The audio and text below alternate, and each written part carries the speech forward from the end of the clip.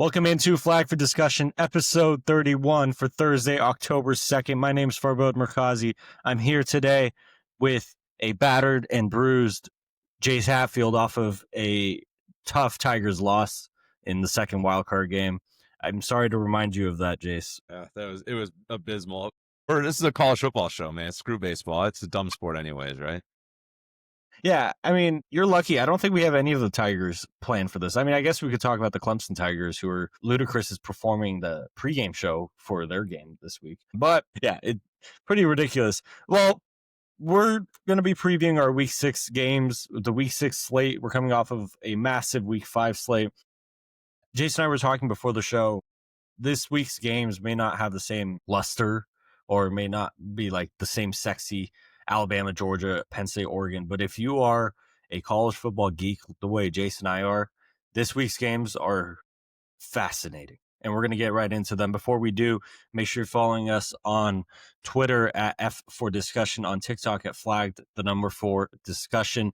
Make sure you're subscribed, ringing that bell, doing all the stuff we do on YouTube at Flag for Discussion. We're also everywhere you get your podcasts, Apple Podcasts, Spotify, wherever you do. Make sure at Flagged for Discussion. Jace, this is going to be a little bit of my flu game today. Coming out a little under the weather, so I might rely on you a little bit more. But you know what? Let's get this going. We got a massive week, a very fun week to talk about. Why don't you kick us off with our picks breakdown from the past weeks? All right, I'm stuck in the world of being mid. I was 13-12 entering last week. I'm coming out of it 15-15. Don't fade me, don't tail me. I'll figure it out eventually. You know, I think I just need the season to keep going. That's what I'm telling myself. Farbod, you're staying hot. You were 15-10. You are now 19-11, going 4-1 last week. You're doing very well. If you were putting money on Farbod, you would be up a little bit. Shot in the Barks.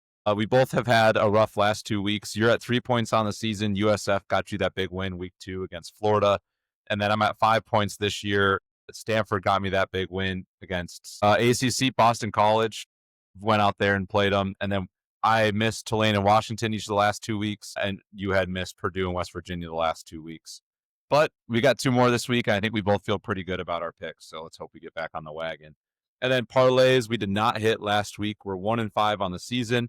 We hit our week 3 one, and we're 13-20 on our legs. 2 really bad beats last week. Luckily, since it was 2 of them, it doesn't feel as bad. But if either one had happened individually as the only loss, I think we rightfully so would have been upset. But we're doing pretty well on our individual picks this year. I like where we're going with that. So with all that being said, I like where we're at this season. We have another 4-legger. We have more shot in the Barks, more picks this week. I think we're pretty aligned on our picks, if I remember correctly. So there might not be a lot of variance. Yeah, so that comes out of it. I was going to ask you, we are entering week 6. At what point, I mean, you're only 4 games behind me, so it's not like I have a massive lead. My record just looks nicer than yours. At what point do you just purposely try to take the opposite side of me, hoping that side works? Or are you just too principled in your takes, even if they line up with mine? I think I'm going to stick with my takes, even if they line up. And once I fall 2 weeks behind, because we've seen how, everyone in this, if you do any sort of spread pick'ems, you can, how fickle college football can be. I mean, you like the Indiana game last week, you were on the wrong side of that last second safety. That's the difference. So I think I'm hoping for maybe one of those weeks where I get a 4-1 week, you get a 1-4 week, and I'm back in it. But if I get desperate with 2 or 3 weeks to play, I'll probably start going crazy. But I'm still staying calm week 6. There's still time. It's right in that middle point of the year. Like I said, my record just looks nicer, but I don't think I have this massive lead on you. I had a 4-1 week last week, so it was fun, and I hope to keep that going. But it's like you said, it's all fickle. None of that matters right now.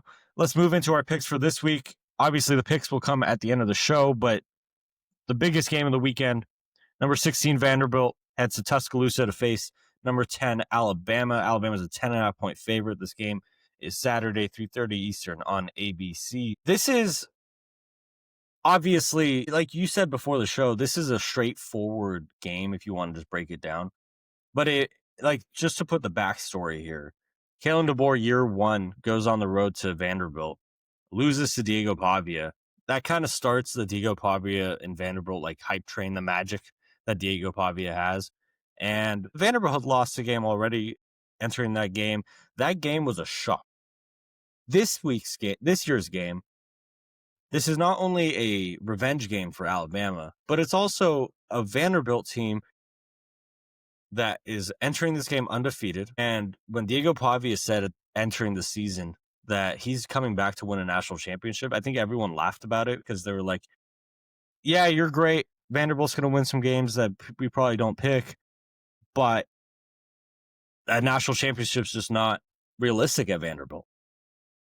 But I guarantee you, if they somehow find a way to pull this one off, no one's going to be able to quiet down those thoughts in Diego Pavia's brain. Yeah, I feel like this game, when I was mentioning this straightforward, kind of go on the Diego Pavia point, this game just feels like, can Diego Pavia carry the Vanderbilt team again to a win?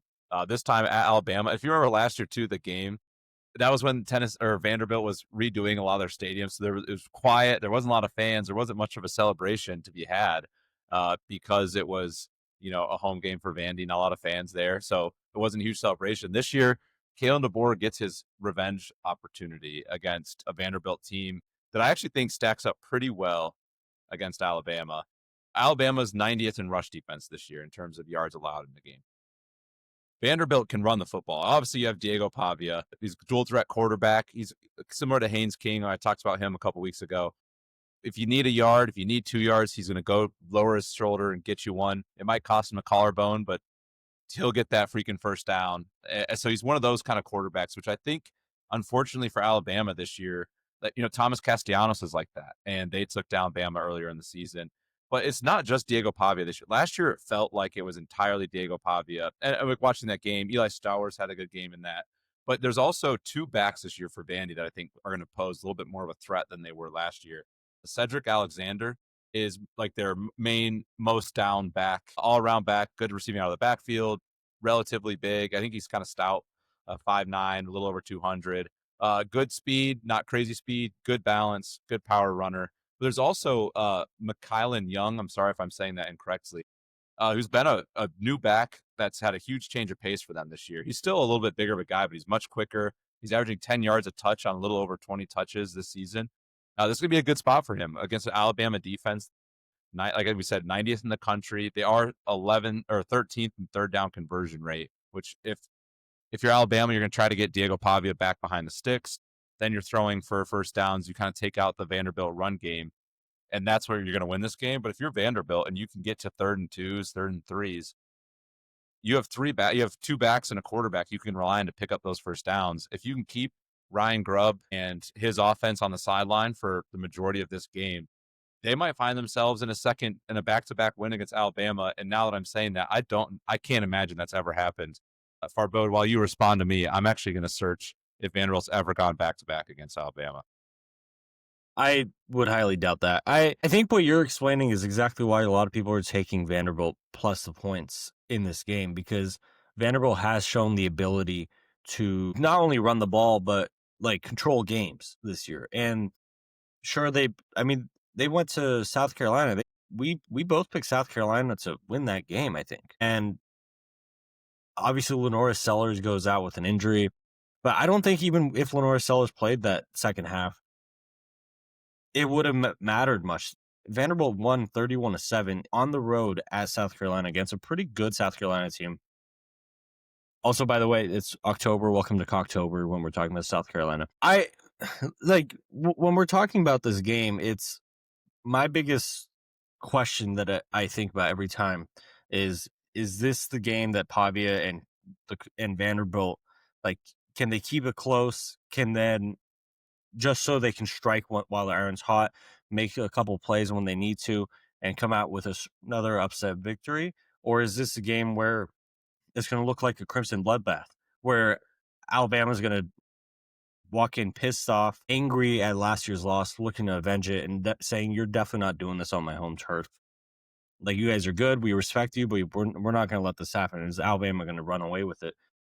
My concern with Alabama, though, and I have every reason to believe that Alabama is going to come in with their hair on fire.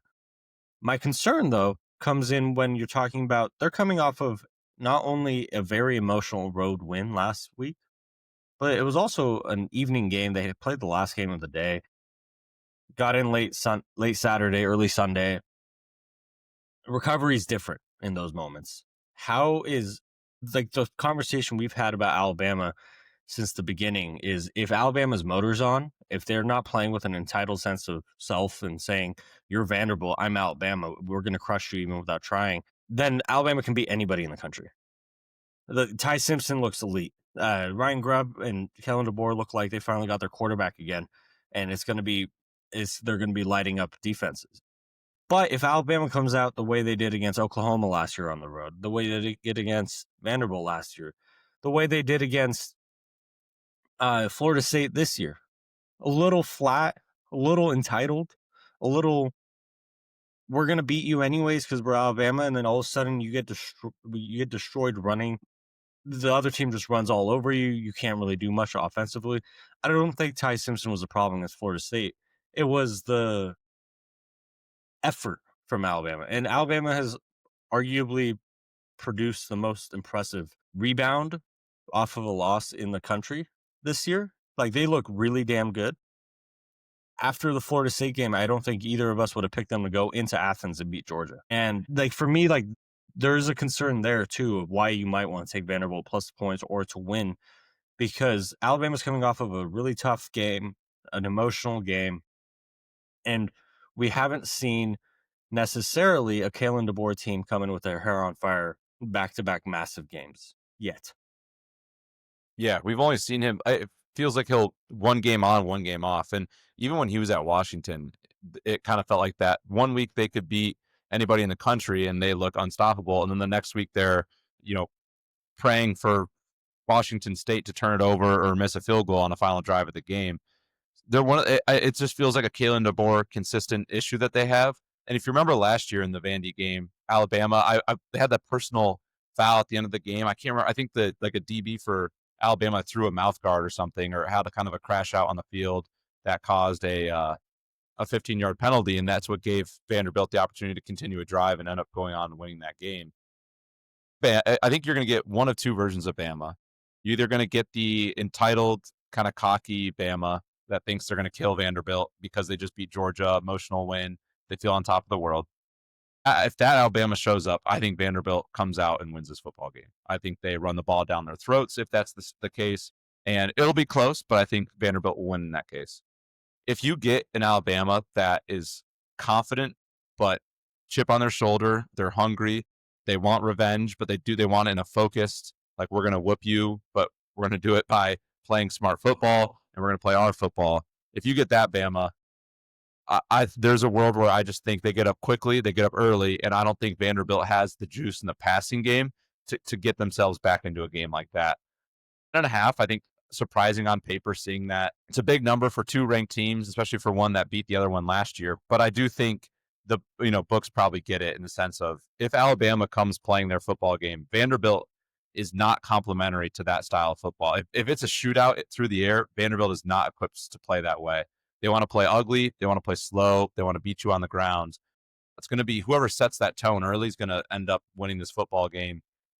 Alabama obviously has the chance to go out and blow them out. I think it's more likely Alabama wins by 20 than it is Alabama wins by 2.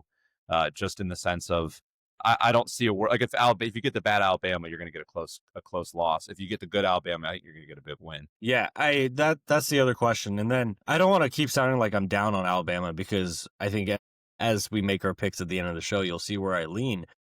But the other concern you could have with Alabama is while they have been able to run the ball and they got Jam Miller back last week and they run the ball very situationally, a lot of it's still asking Ty Simpson to play super. And if Vanderbilt goes out there and they enforce their rhythm, their pace of play, their style of ball on Bama, and Bama isn't out there as often on the field, their offense doesn't get into rhythm. That's how Florida State beat them. Florida State kept the ball on the ground. They kept control of possessions. They finished possessions. Ty Simpson and Alabama were on the field much. They were out of rhythm. And because they couldn't run the ball, instead of having 3rd and 4s, 3rd and 3s, it was 3rd and 7, 3rd and 8. Now, on the positive side, if Ty Simpson and Alabama can find a way to convert on 3rd down the way they did against Georgia, this might not be a game. If, like, we've seen, if Ryan Grubb and Kalen DeBoer have their quarterback, that not only can they build very special players, but they can build a very special offense. And I think it's been a coming out party for Ty Simpson since the Florida State game. We also don't think Ty Simpson was a problem in the Florida State game. There were a number of other problems. What I almost expect here, Vanderbilt tries to keep control of the ball, run the ball. Pavia tries to make a couple superhero plays. This is one of those games that, like, early on, it could be a tooth and nail heavyweight showdown, and then an interception here, a fumble there, because the guys are trying so hard and they're a little tight. That's where Alabama pulls away. And if Alabama can jump on them the way they did against Georgia this year and last year, this might not be a game. And that's kind of where I'm leaning on this.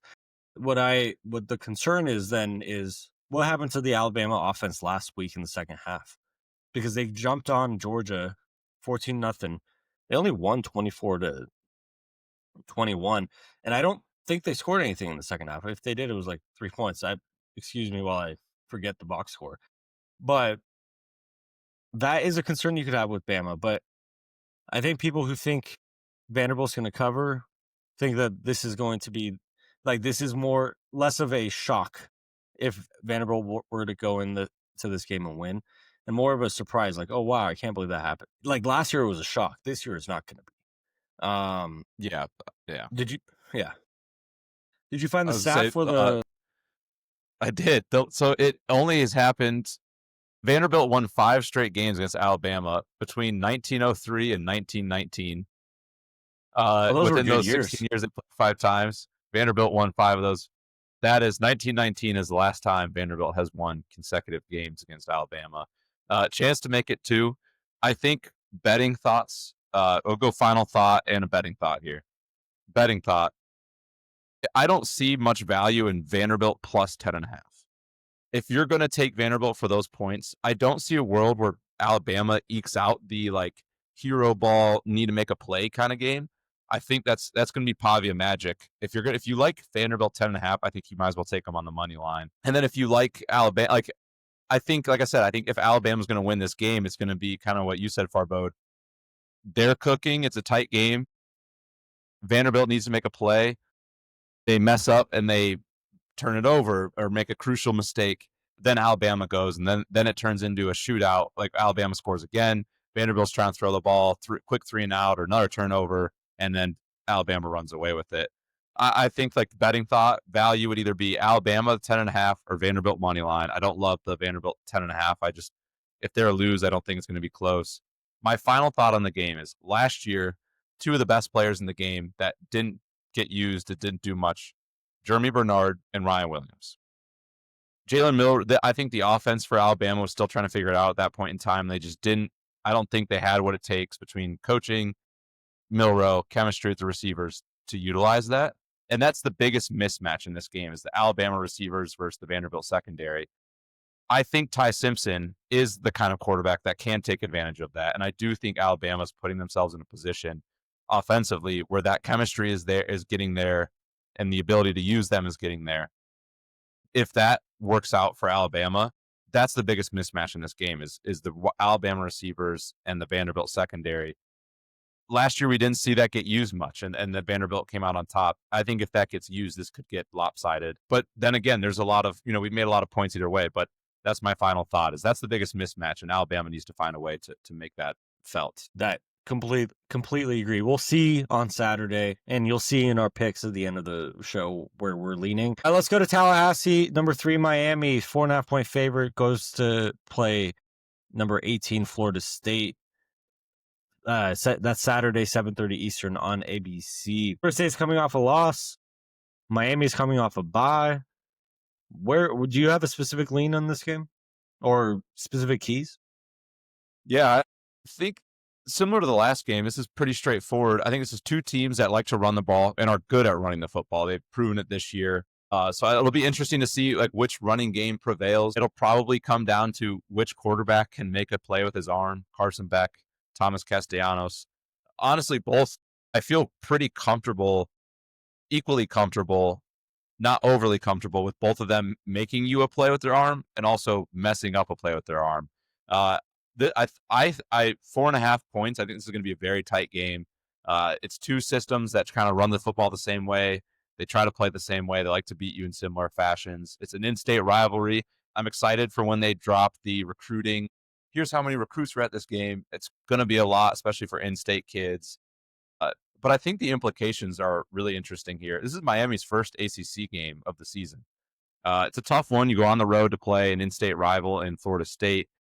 A chance to set the tone entering I think you're the number 3 team in the country, and you've already beaten Notre Dame. You've beaten Florida. You've proven yourself to be really good.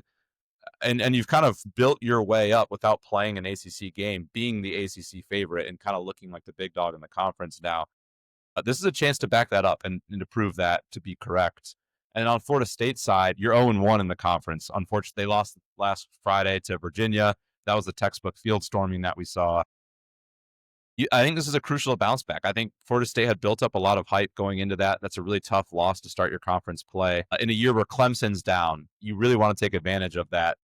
If they can start Miami off 0-1 and get that crucial tiebreaker win over them, they set themselves up really nicely to bounce back and get back into the ACC title race. If you're Georgia Tech, you're just smiling watching this game. I think you're in a good spot with either of these teams losing this game.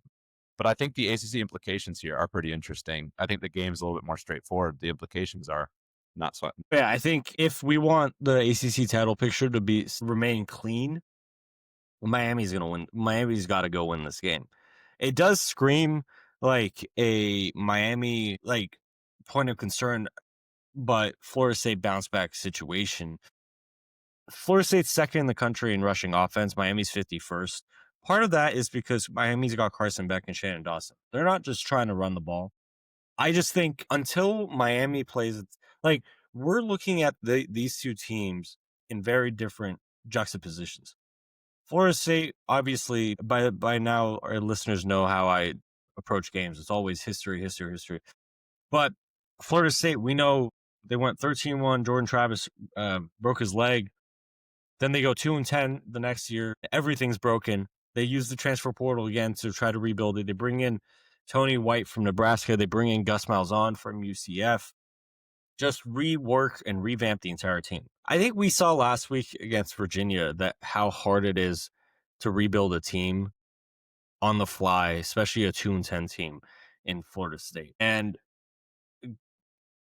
the nice part here is they have struck gold on some players. They have struck gold on, Tony White and Gus Malzahn might be the two best coordinators at each of those positions in the country. I still believe Will Stein has a name there for the offense. But we're seeing a Florida State team, this game's going to be massive to see, are they real contenders? Or was Virginia exposing a little crack in their armor? Because we saw them destroy Alabama at home. But that was an Alabama team that you and I both agreed, didn't come in with their hair on fire, and Florida State let them know about it. And then they've destroyed every other team they've played. Then they go against Virginia on the road, and they can't stop Chandler Morris or that offense at all. Defensively, I walked out of that game pretty concerned for Florida State.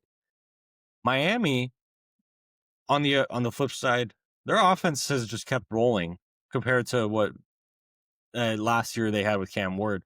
And one of the things we said going into this year is Miami could be scary good if that defense is 30% better than the horrendous defense they had last year.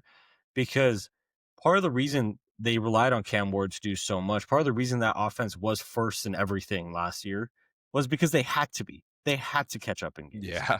That. And that's not Mario Cristobal's desire of a team. No, and I think this team is closer to what Mario wants it to be. It's beat him up on the line of scrimmage, use Ruben Bain, and use your offensive line. Beat him up on the line of scrimmage. Have a quarterback that makes the plays when you need to. Have a run game that can control the pace of play and get you downfield. What we've seen from this Miami team, and it scares, it's scary if you're any other team in the country, is Their defense isn't 30% better. They might be like 100% better than they were last year. Mm. Their defense is scary good. And it's not because they beat South Florida or Florida by a good amount and didn't give up many points.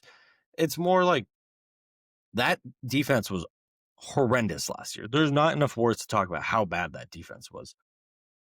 It would have given up more to South Florida and Florida last year. Now that team is a more stable team. I think if this game was last year, I would probably consider leaning towards Florida State finding some answers and Miami having some trouble stabilizing their offense and defense back and forth, and then Florida State makes a play here and it's over. This year, we've seen how good Florida State is, but I just think like that Miami defense might give Thomas Castellanos a lot of trouble. Yeah, and I think I trust the Miami defense to stop Thomas Castellanos and Gavin Sawchuk and Osmani Chroma more than I trust the Florida State defense to stop Mark Fletcher, Carson Beck, CJ Daniels in that offense. I think I trust the Miami defense more. I think Ruben Bain will be the best player on the field when they're on defense. And then I think when it's the flip side of the field, Francis Moyonga is going to be the best player on the offensive side of the thing when they're on offense. And unfortunately, I've definitely butchered the crap out of his name, but you know what I'm talking about. Maui Noah. Maui Noah. I think it's going to be very lopsided in terms of like the domination of the line of scrimmage in Miami's favor. Now, I've said the same thing going into the Alabama game, and Florida State proved me wrong once. So now I'm not sleeping on Florida State the same way. But on paper, Miami should dominate in the trenches. On paper, they have the top 10 draft picks on both sides of the ball on the line of scrimmage. I think Mark Fletcher is probably the best back in this game, although there's 3 to 4 really good backs in this game. I think I trust Carson Beck a little bit more to go out and 100%. Make a play if I needed it with an arm versus Thomas Castellanos. With that said, I said the same thing when they played Alabama, and I was wrong about that. I think every time somebody doubts Tommy Castellanos and Florida State, they prove you wrong. So I don't want to doubt them. I don't want to act like they're just this ACC solid, not great team, and Miami's going to stomp them. It's also a home game for Florida State. But I do think on paper, Miami comes in this game the better team. I think they have the best player on the defense side of the ball, the best player on the offensive side of the ball. Yeah, coming off a bye, which hit or miss how much that truly helps. Luckily, it's an away game, but it's not much travel. This is when we said Penn State had all the pressure last week to beat Oregon. Yes, it's a home game for Florida State, but I think Miami's got the vast majority of the pressure to win this game. You're the new ACC favorites. You're the number 3 team in the country. You're coming off a bye. I think you've got Ruben Bain's been getting, rightfully so, the draft stock that he deserves. You've got the O-line hype. I think Carson Beck's people clowned him for a while. I think people are starting to come around on him. Mark Fletcher is looking like one of the best backs in the country. Things are going well for Miami right now. We've seen when things go well for Miami, they sometimes shoot themselves in the foot and have crazy implodes and losses. We've seen it with Mario Cristobal a handful of times. This feels like a game where he could definitely do that, and Miami could do that to themselves. I think this is a big game for Miami. You're on the pedestal, rightfully so. This is a chance to prove that you deserve to be there. You know what, Mario Cristobal, as the Florida born and raised guy, I can't guarantee this, but what I imagine, knowing how he runs his program, is, you know what he's done the last 2 weeks since having a bye? He's like, this is our motivation for this game. Isn't just another win, isn't just an ACC. We're going to sweep Florida. We beat USF already. We beat the University of Florida. We have Florida State coming up. We don't have UCF. This is their next hurdle into that. And what Mario Cristobal tells recruits all the time is, you want to be the best player in Florida, you come to the University of Miami. You see our program's trajectory, and he said this in press conferences, comparing them to the University of Florida and to Florida State last year. He's like, look at our program's trajectory and look at theirs. You come to the University of Miami, and this is, for me, the biggest point of emphasis of like, we've seen Mario in the past, we've seen Miami in the past, and Mario at Oregon come into big games kind of flat or kind of like confused. I think this is the best team he's ever had. And I think this is a chance for him to put his foot down on the state of Florida with Florida kids recruiting and Mario Cristobal is going to handle that. We're going to go really fast through the rest of the show, but I have one last take since you got the last take on the last segment. Hit me. I trust Carson Beck because Carson Beck has played in playoff games. He's played in big moments. He's played in Georgia, Alabama, like he's played in massive games. Tommy Castellanos has played in big games, but he hasn't played in the big moments. And this is a big moment for Florida State. I don't want to sound too edge of a cliff here, but Florida State is teetering still, if they lose badly in this game, to be like, oh, the first couple weeks, but that was an aberration. Like we're closer to a 6-6 team, because when going into the year, we were like, if Florida State's 6-6, that's probably good. If they beat Alabama and then they smoke everyone else they play, we're like, shoot, they could be in the ACC title game. If they lose this game, it depends on how they bounce back, and they have the coaches to bounce back correctly. But all of a sudden, the thought process becomes, we might be a 7-5 team. We might be a 6-6 team, and we might not be as good as we think. Oh, yeah. There's different aspects there. Let's go for our shots in the bark. I'm gonna go first. I left this one for you, but you didn't take it, so I'm gonna snatch it. Yeah, my shot in the bark. Obviously, the rule of the game is every week we're gonna pick one underdog that's 8.5 points or greater underdogs in their game. If they cover, we get 1 point. If they win outright, we get 2 additional points. So far, I have 3 points for my USF cover and win. You have 5 points. You were on fire for a while, and then a slow week since. My shot in the bark this week: Michigan State plus 11.5 at Nebraska. Michigan State is close to being the spoiler in the Big Ten that no one expects, because they're not at the point where like you have to fear them, but they're at the point where if you don't come ready, they could make it a lot more scary on you than you think. And it was a 1-score game against USC before USC ended up pulling away a couple weeks ago. Nebraska, we said it a couple weeks ago, if you're going to that Michigan game, like you've passed the point of that program elevation of beating teams that you're supposed to beat. Now you got to go win your toss-up games. You lost to Michigan. You let them run all over you. So you failed that step in program elevation. The other step in program elevation in that regard is, can we end our 1-score game troubles? And if they don't, if they struggle, if Dylan Raiola makes a couple mistakes here or there, Michigan State's going to be right there. So that's kind of how I think. I don't know if they're going to win outright, but I think they'll cover the 11.5. Who do you got? I like that pick. I want to make a comment. I like that pick a lot, and I think to your point, Michigan State is hitting. They're a frisky team. They're hitting the point of, like you said, you can't. They've been down the last few years, and they've been a look-over team, and you're still able to win. Aiden Childs, Nick Marsh, Jack Belling, that team is too good now to overlook and move on from and not think about. If you do that, they will beat you. And this is a team. Nebraska hasn't put people away when we feel like they should. And their toss-up games, they've struggled in. This is not a team, if you're Nebraska, that you want to get into a 1-score. You don't want Aiden Childs to have the football with 5 minutes left and you're up 3. Given your track record of losing 1-score games plus Michigan State having some playmakers, you don't want to find yourself in that scenario. Also think even if Michigan State's out of it in terms of the spread, they're a good enough offense. I think they could backdoor if they had to. I think that's a great pick at the 11.5. My dog, I'll stick in the Big Ten. I'm going with Purdue 9.5. A home game against Illinois. Over the last 4 matchups between these 2 teams, Purdue is 3-1 in these games. Now it's a new coach and a lot of new players for Purdue, but there's still some troubles that Illinois seems to have with them.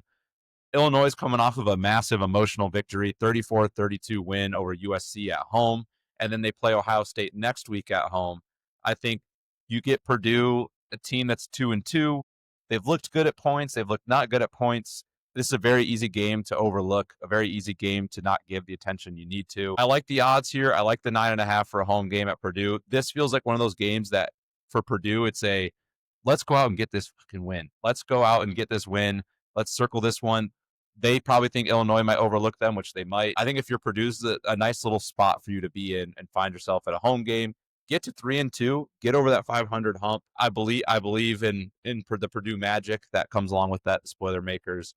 I think they find themselves in a good spot here. We'll see if they can capitalize on it. I'm obviously picking them because I think they can. I like the 9.5 cover. I think it could be a close game. Illinois might be good enough this year where they might not lose it, but I like the odds for Purdue cover. I like that. I think it's a textbook look ahead spot for an Illinois team. But at the same time, if they walk into this saying, we got our doors blown off 2 weeks ago, we can't take any game for granted anymore, then you're risking. But Illinois doesn't play games, like their game script isn't to blow out teams. 2 big shots in the bark right there.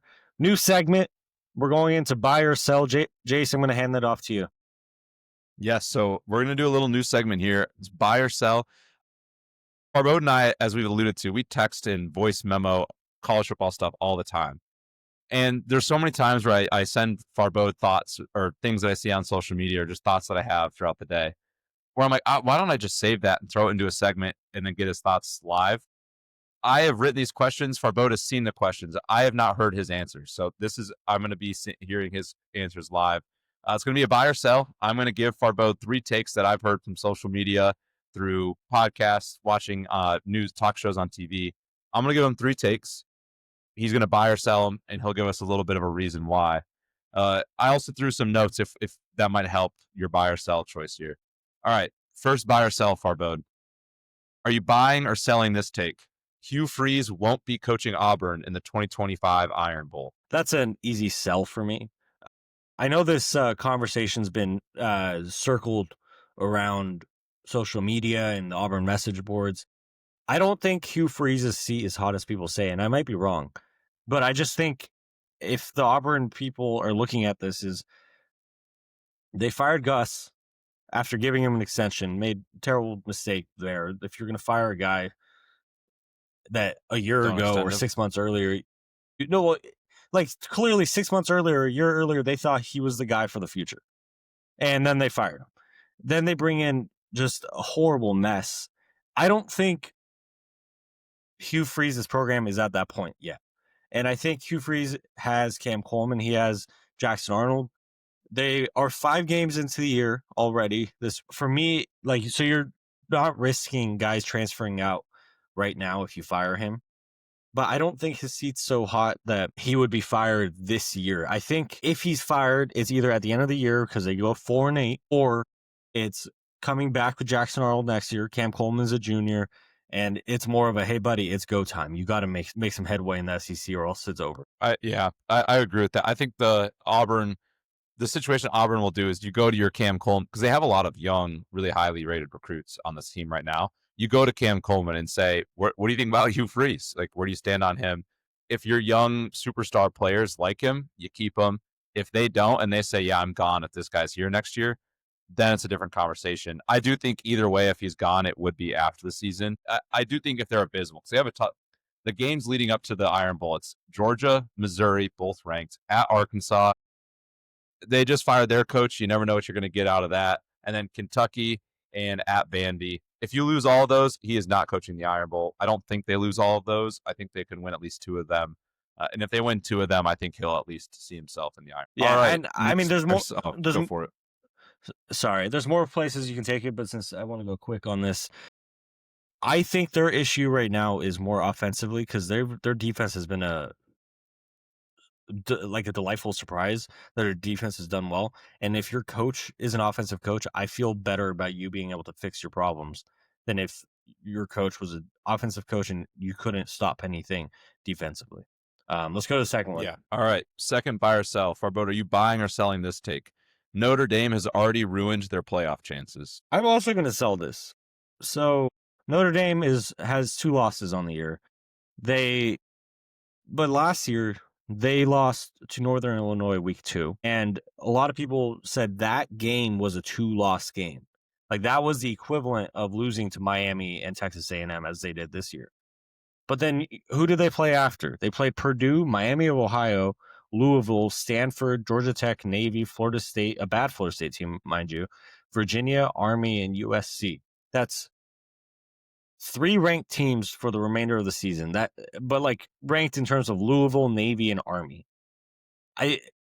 So then you're looking at what they have for the rest of the year. They have NC State, who's a little frisky. They have Boise State, who I'm a little out on. this year. USC could be tough. Like if they win that game, I think they're right back in playoff pictures. Boston College, Navy, Pitt, Hughes, and Stanford. It's not any harder or easier than last year's schedule. And last year they were able to recover from their one loss game to Northern Illinois. I don't think it's over. They also barely lost to Miami. If Miami goes on to have one loss for the rest of the year or undefeated, or Texas A&M goes and takes only 2 or 3 losses for the rest of the year, those losses look really good. They lost by 1 to A&M and 3 to Miami early in the season. So I'm going to sell that take. I agree. I would sell that one as well. I do think they need to be flawless if they want to make the playoff. They're going to be the better team. USC is the only other solid team. They should kill everybody, assuming they do. And then if they beat USC in any fashion, I think they would play themselves back into the playoff conversation and probably make it. But they do need to be flawless. I think if they slip up one more time, then they're done. But I do think they're still in. I think there's still hope for them for sure. All right, final buy or sell. Are you buying or selling this take? A Big Ten team is going to win the national championship this year. I'll buy this. I think when you're looking at the AP poll, and I know you and I have our misgivings about the AP poll, but the top 10 goes SEC at 10, SEC, Big Ten, SEC, SEC, SEC, ACC, Big Ten, Big Ten. The Big Ten school are the top 2. I think on any given day, Ohio State or Oregon would probably can square up against Ole Miss, Oklahoma, A&M, Penn State, obviously we saw last week, and win those games. I don't really know what we're going to make out of the Arch Manning Texas-led offense going into the rest of the year. And once you have, we saw Ohio State against them already. Granted, that was week 1. We don't know.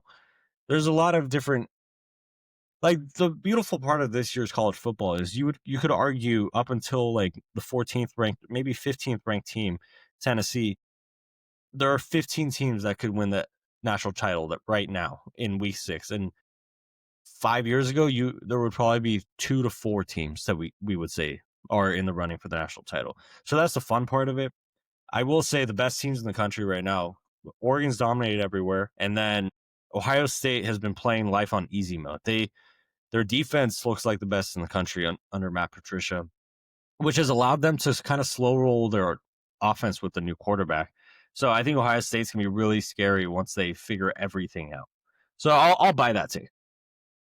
Yeah, I'm with you. When I read that, I was buying it. I think they'll make it 3 straight. I think, same to you, Ohio State and Oregon, I think those are the best, most complete teams in the country currently. I think Penn State's up there close. And then I do think like an SEC team or Miami could beat an Oregon or Ohio State. But I think that like if they played 100 games, I think Oregon or Ohio State against any SEC team wins 60 or more of those 100. We'll see what happens. Obviously, it's a lot of season. A lot's going to have to happen. A lot of teams will get better. Teams will regress. But I think as of right now, I'm with you. I'm buying that take. I have one for you, and then we can move to our picks. Jace, hit me with it. Buy or sell, number 9 Texas going to Florida this Saturday. This is Texas's first time playing in the Swamp in program history, apparently, or at least in ever. Okay. 3:30 Eastern on ESPN. I haven't done a ton of research. I've just heard that, so I could be 100% right. Could be have a little qualifier there. We've gotten past this will be the 5th game that Florida has played. So none of the players on the current team will be because after you fire a coach, your transfer portal opens for 30 days. A lot of guys start opting out, transferring out. This will be the 5th game. A lot of guys will be burning their red shirts, so you're not risking the transfers at a high rate if you're Florida. Buy or sell, Jace. This game will be the last we see of Billy Napier on the Florida sideline. Ooh, I like that question. I'm going to go with sell because I think they lose this game, and I think Billy Napier's seat gets really hot. But I think with the schedule that they have, it might be easier to just try and stick it out with Napier for the season rather than going to an interim coach and putting your interim coach in the gauntlet that's going to be Texas A&M, Georgia, Ole Miss. Who else do they have here? Tennessee and Florida State. I'm going to sell, but I'm cautiously selling this one. I'm tempted to buy. It obviously depends on the outcome of the game. I think the only reason why they'll keep him around is just I don't know if you want to put an interim coach into that spot. I think you stick with Napier. But the comment you made about the red shirt is very interesting. If you're a Florida player and you're already like let's say you've mentally decided like I'm screw this team, screw this program, I'm done. Do you ask for a red shirt, especially if you know Napier's gone, if you know his seat's hot? Is that quitting on your team, and people don't want to see that? Obviously, these guys, are they too competitive to do that?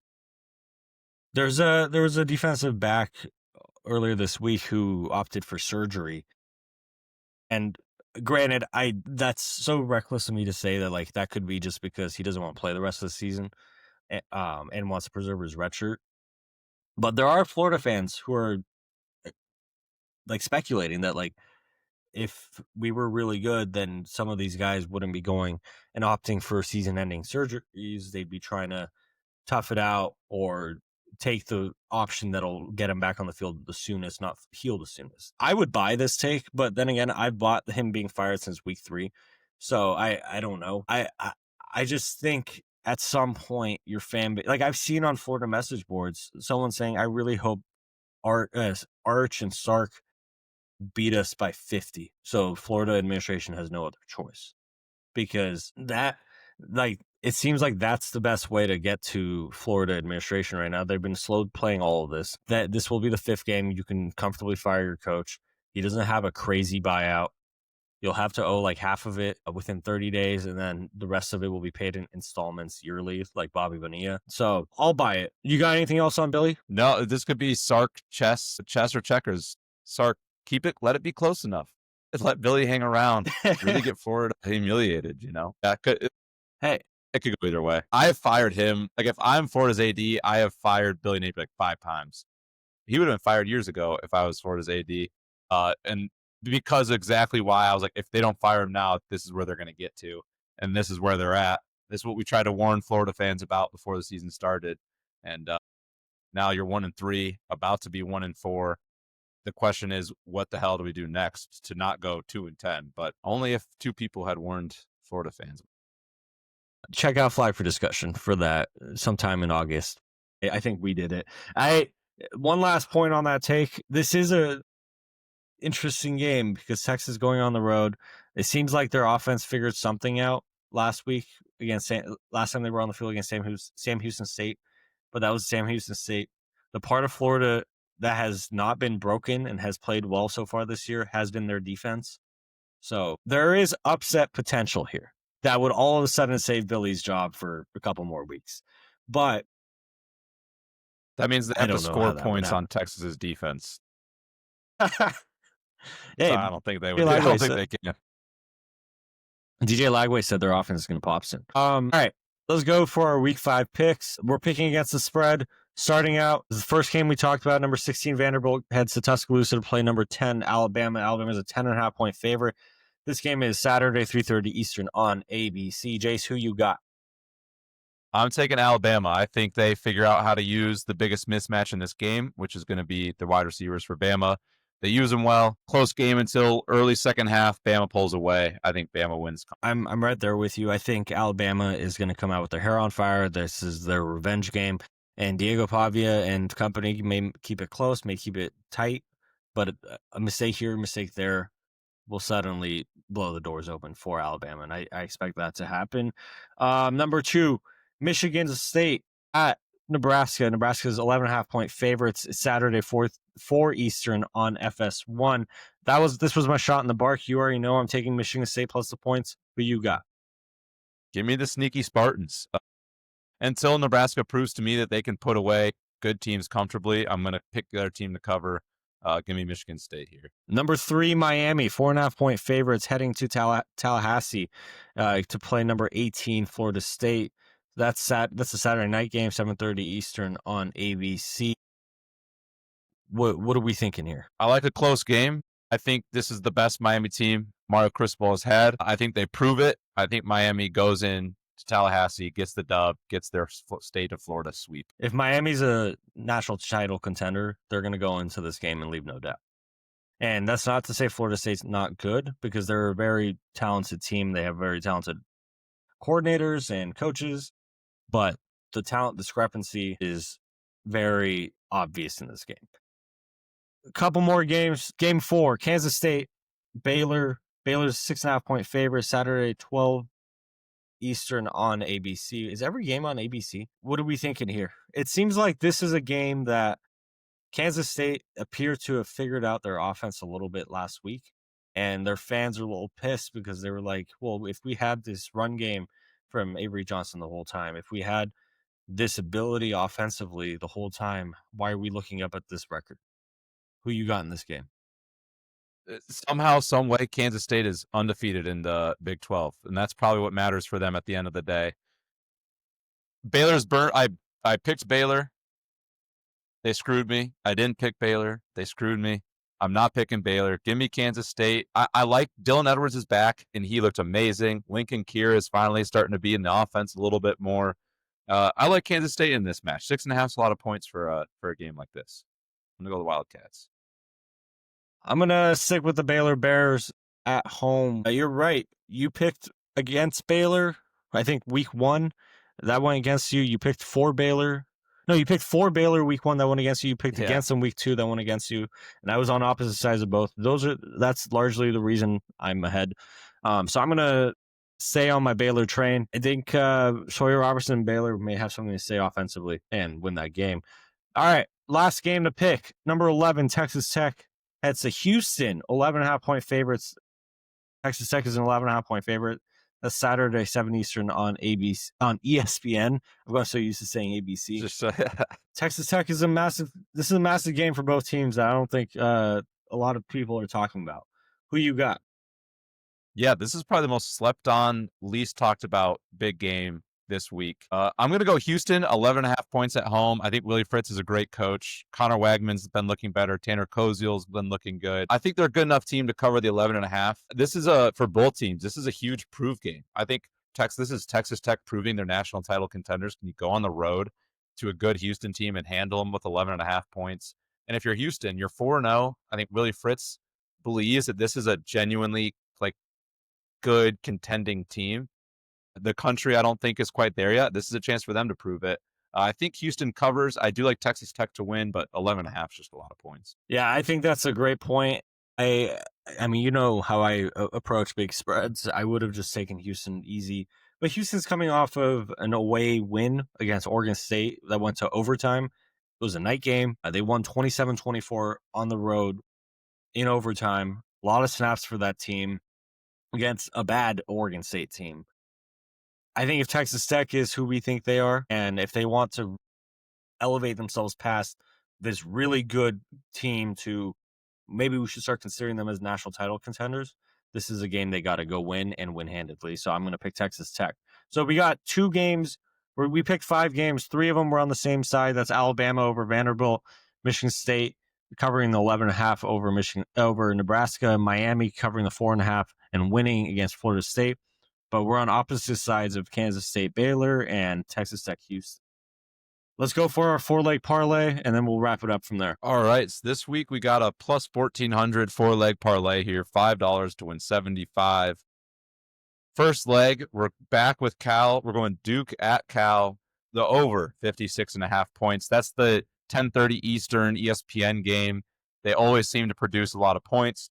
Dukes can score a lot. Can't really stop anybody. Cal, we think they can score a lot, but then last time we said that they didn't. We like the over 56.5 on that frisky night game. It always seems to go crazy. We've got Iowa State plus 1.5 at Cincy. Iowa State's ranked, Cincy's not. You would think that this would be a huge spread. I think Cincy's played good football this year. They're coming off a good Kansas win, and then they've also hung with Nebraska early in the year. Cincinnati football is one of the more, I think, underrated, under-talked about teams in the country. But we both like Iowa State. We think they're a great team. Matt Campbell's a great coach. Rocco Beck's a great senior leader. We like them to at least keep that game close. Obviously, it's 1.5, or go out there and win it. So we're taking them 1.5. We're going with the Diego Pavia. We're going with some Pavia magic. Anytime touchdown score. If they're going to win this game, it's going to be through him. Even if they lose, he's going to have to make plays. I think when you're a lesser team in terms of talent and size, you need your big. So, yeah. So since I'm looking at the opponent history. Kentucky and Georgia played. Georgia's won 64 games. Kentucky's won 12, and they've tied twice in their series history. But let me tell you, last year, Georgia went down to Lexington. They won 13-12. 2 years ago in Athens, Georgia destroyed them 51-13. But then 2022 is 16-6, Georgia win in Kentucky. And then 2021, that unbelievable Georgia team that won the national title in Athens only beat Kentucky 30-13. Other scores beyond that, Georgia won 14-3, 21-0. So we both think there's a good shot Georgia comes out pissed off and angry after last week's loss and destroys Kentucky. But if history tells us anything, Stoops has got something up his sleeve against Kirby Smart. And it's not necessarily been led to any of his teams winning against Georgia, but it's made every game ugly. And Georgia's needed a comeback late to win those games. Those are our 4 flag for discussion 4-leg parlay picks. We've hit one. We got to hit more just for the fun of it now, but we're in the green for the rest of the season just because we've hit one. It's funny because Duke, Cal, Diego Pavia, and Iowa State have all lost for us in the 4-legger this year. So I guess this is more of a, if 2 wrongs don't make a right, how about 4? Maybe 4 wrongs will get us the full 360. So that was beautiful. Shout out Ted Lasso, by the way. Fun show. We got to get Jace upstairs grilling. This is going to be a fun week. Week 6, college football. There's a lot of implications for the rest of the season that will go down today. Thanks for tuning in. If you like what you heard, make sure you're following us on Twitter at F4Discussion, on TikTok at Flag, the number 4 Discussion. We're on YouTube at Flag for Discussion, anywhere you get your podcast at Flag for Discussion. Thank you so much for tuning in. From myself, Farbod Merkazi, and my lovely partner, Jace Hatfield. This has been fun, folks. Enjoy week 6. This has been Flag for Discussion.